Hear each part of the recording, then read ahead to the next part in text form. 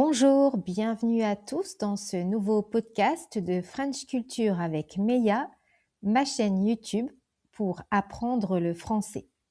Je m'appelle Meya, je suis française et je vous aide à progresser en français grâce à l'écoute.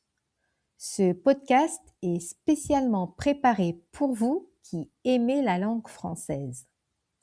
Si vous le souhaitez, vous pouvez activer les sous-titres dans votre langue et bien sûr écouter ce podcast autant de fois que vous le voulez.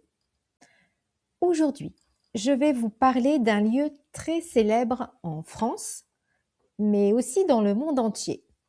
Je vais vous parler du musée du Louvre. Allez, installez-vous confortablement, ouvrez bien grand vos oreilles, c'est parti. Comme vous le savez, le Louvre est un musée situé à Paris, en France. C'est l'un des musées les plus visités au monde. À l'origine, le Louvre était un palais royal. Et oui, pendant plusieurs siècles, les rois de France ont habité dans ce bâtiment.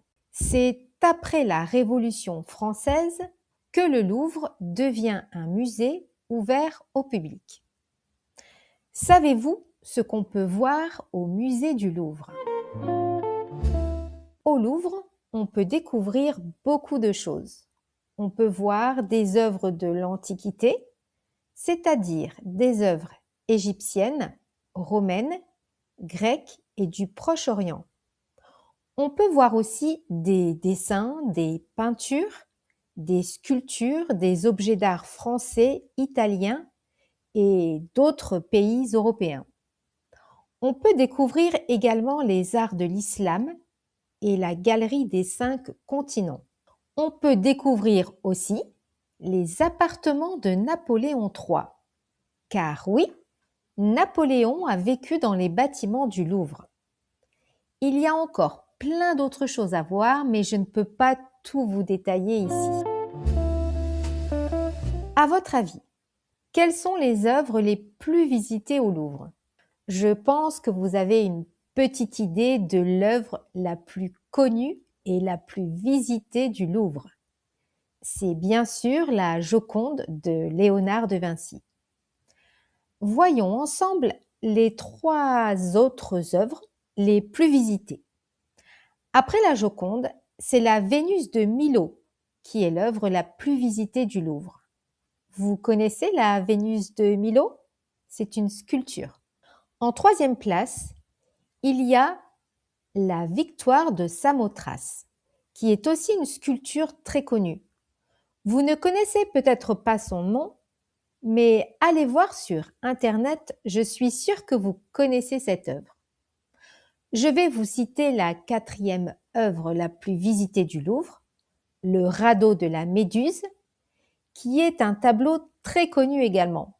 Mais je ne vais pas vous parler d'autres œuvres, je vais m'arrêter ici, car sinon ce podcast durerait bien trop longtemps. Parlons maintenant un peu de la pyramide du Louvre. Devant le musée du Louvre, on peut voir une grande pyramide en verre. Cette pyramide a été construite en 1989.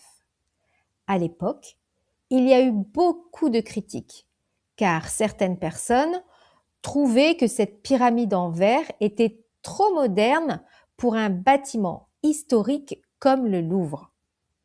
Aujourd'hui, cette pyramide est devenue un symbole, le symbole de Paris et le symbole du musée du Louvre.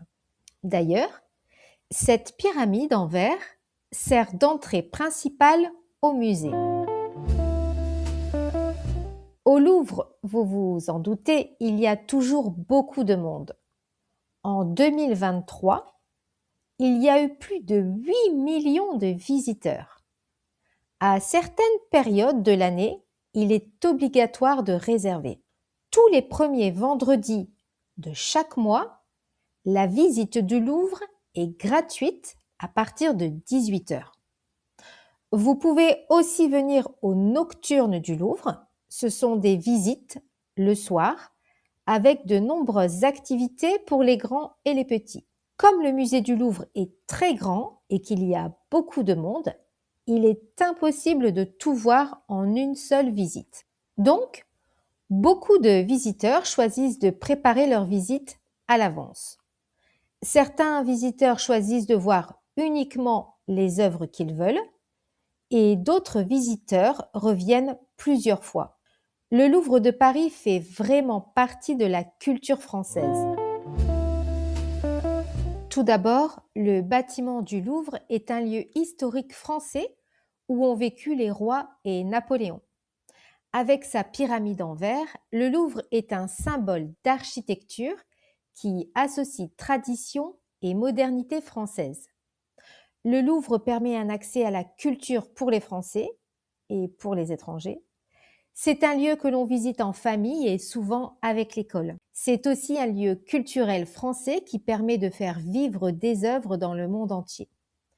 Pour toutes ces raisons, le Louvre est une grande fierté nationale en France.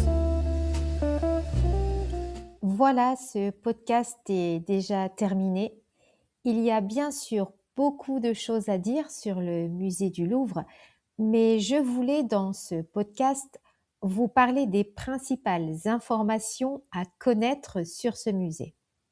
J'espère qu'un jour vous aurez la chance de venir en France et de visiter ce musée qui fait vraiment partie de la culture française. N'hésitez pas à me dire en commentaire si vous avez déjà visité le Louvre ou si vous aimeriez visiter ce musée. Il me reste à vous dire à bientôt pour le prochain podcast sur la culture française. Merci beaucoup de m'avoir écouté. Portez-vous bien.